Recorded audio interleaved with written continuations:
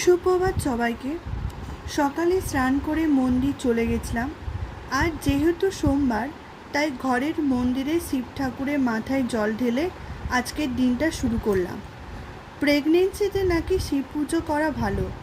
আমি আগে শুধুমাত্র শ্রাবণ মাসেই শিবের মাথায় জল ঢালতাম, কিন্তু এখন পুরো প্রেগনেন্সিতে প্রতি সোমবার সোমবার শিবের মাথায় জল ঢালি। তারপর পুজো কমপ্লিট করে মা আর আমি একসাথে বসে মুড়ি খেয়ে নিলাম। আজ মা ডাল আর ডালের সাথে আলু দিয়েছিল, আর পাঁপড় ভাজা, এই দিয়েই আজকে মুড়িটা খেয়ে নিলাম।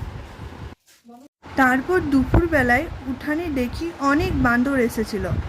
বাঁদর তার ফুল ফ্যামিলি নিয়ে এসেছে।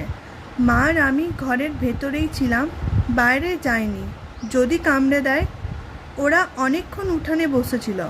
তারপর বাবা এলো, দিয়ে ওরা চলে গেল।